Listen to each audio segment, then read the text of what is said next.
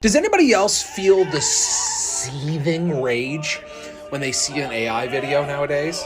Like something about it gives me an ick and makes me want to puke. Talking about a page or it's a silly video of your dog dancing, immediate. Hello, I'm Levi. We were promised that AI would solve everything we can think of: rocket science, medical diagnosis, and more. Does your experience with AI look like that, or is it better represented like this? Hello, how may I help you? I need help with finding the type of light bulb I need for this lamp. I see, that's troublesome. You can find light bulbs in aisle 10. I know where the light bulbs are. I need help with finding the correct light bulb for this lamp. Light bulbs? Those can be found in aisle 12. But if you think AI is a brand new 21st century invention, you'd be off by about 70 years. The idea of AI has been around for decades. Scientists first dreamed of it as a way to handle tasks humans don't want to do, or to make our lives easier, things like real-time translation or solving complex math problems. What they wanted is slowly becoming a reality. But alongside those helpful uses, AI is being used for things that many of us aren't so happy about. So, should we be scared of AI, or should we support its evolution? First of all, AI isn't capable of making its own decisions. You may have heard that scientists don't know how it works, but that is only partially true. We can't track specifically what's happening inside because it sorts through so much data our brains simply can't keep up. But that doesn't mean it can think for itself. AI still relies completely on human input. Let's imagine an AI model named Bob. We want to teach Bob to make pictures of cats. First, we have to feed Bob thousands and thousands of pictures, all labeled cat or not a cat. Bob will compare all of them, and eventually learn which is a cat and which isn't. Then, he can apply that logic and recognize new pictures or draw a cat in different styles and more. But Bob still doesn't understand what a cat is. He can't pet a cat and feel its soft fur. He only understands that a specific arrangement of pixels has a high probability of being called a cat by a human. He has no thoughts, no opinions, no morals. So what if we ask Bob to create a harmful or inappropriate image? This is the ongoing problem of jailbreaking.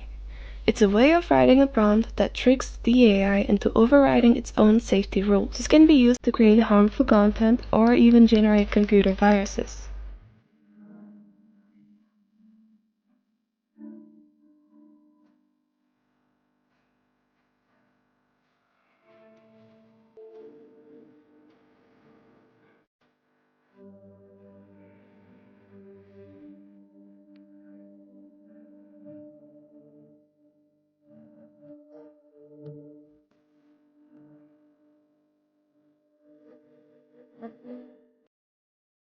As you can see, jailbreaking is not very difficult to do. Our attempts to stop AI from doing these things will work to a certain extent, but probably they will never work completely. The Chinese room is a famous thought experiment created by philosopher John Searle. The idea is that there is a person outside the room who knows Chinese characters and understands them. Inside the room is a person who doesn't understand the Chinese characters. He only has a list saying, if this character comes in, answer with this one. And so the person inside picks the right character and slips it outside to the person who understands the character. What's interesting about this experiment is that it shows us how AI processes things. It doesn't know what it's saying, it just knows that it's best to say this when this happens. It's become a global race. Whoever gets ahead in AI could have a huge upper hand. But this has to be balanced against morality, jobs, and human safety. We're seeing a few different approaches. Japan, despite a huge art industry, is going all in. They believe AI can solve major problems like their aging population. They've even created an environment where AI can be trained on copyrighted work without fear of lawsuits, as long as it's for information analysis. The European Union is taking a different path. They're creating the AI Act. The goal is to make people feel safe, to know when they're talking to an AI, and to force companies, even from other countries, to follow these safety rules if they want to sell their products in EU. China is focused on becoming the #1 world leader in AI. They have many smaller regulations, mostly to ensure the AI doesn't threaten the government's stability or public views. In the USA, it's mostly giant tech companies leading the charge, trying to evolve as fast as possible. This has led to lawsuits from artists and creators who say their work was used for training without permission. If you did a more extensive research, you'd know a lot of AI research is targeted toward healthcare. That's because it's one of the most expensive and data-heavy sectors, which AI is perfect for. I'll dive deeper into AI and medicine in another video. The first step to viewing AI is understanding what AI can and can't do. The next step is knowing where to expect it. AI is already in our advertisements, on art pages and customer service, and all over social media. But don't worry, it's not always that hard to recognize. So let's play a little game. I'm going to show you 2 pictures at a time. You guess which one is AI and which is real.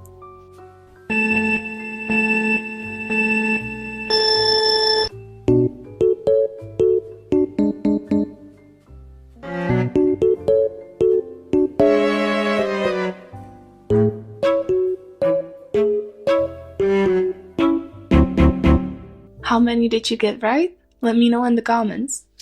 Recognizing AI art is often about looking for things that just feel off.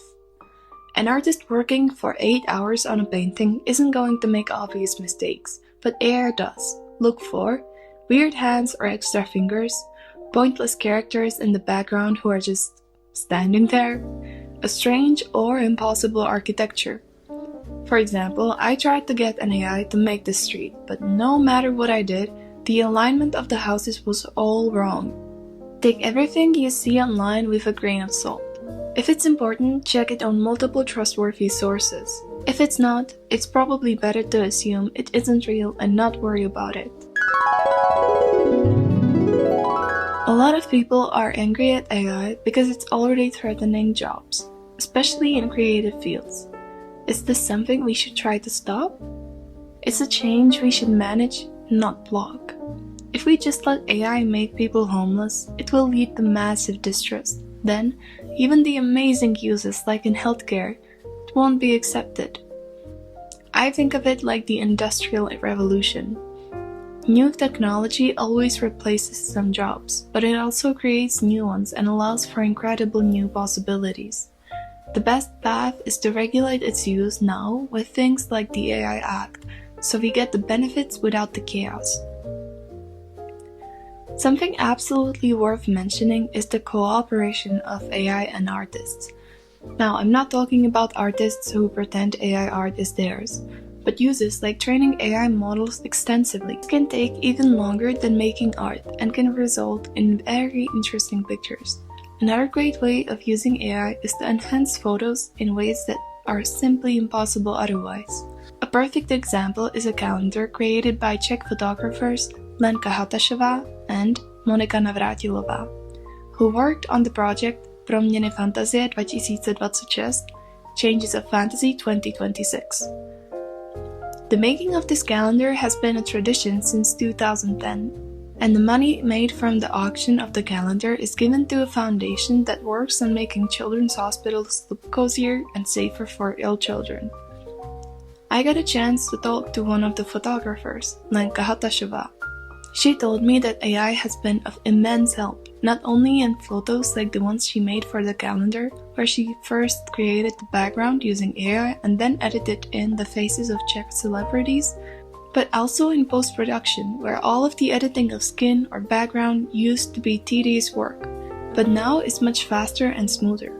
She believes that AI is an incredible tool that should be supported but also controlled by laws. What about the impact on our brains? There's a big problem with people using AI for everything, from basic homework to making all their decisions. That's not AI's fault, it's a user error. One of the most dangerous examples of this is people using AI for mental health support. There have been tragic reports of people, especially vulnerable individuals, developing unhealthy, intense attachments to chatbots. Some apps are marketed as AI friends or partners. They are clearly designed to provide adult-themed or fantasy relationships. This raises serious ethical questions about addiction, promoting harmful stereotypes and dangers of blurring the line between fantasy and reality. When these situations end badly, it's easy to blame the AI, but it's a much deeper problem. We need better guidelines.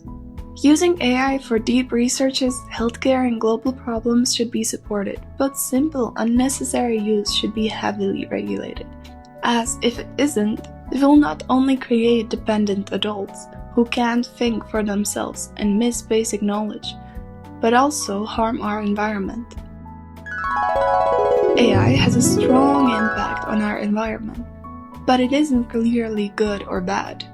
It takes up a lot more water and energy than Google search, which is why I believe it should be regulated.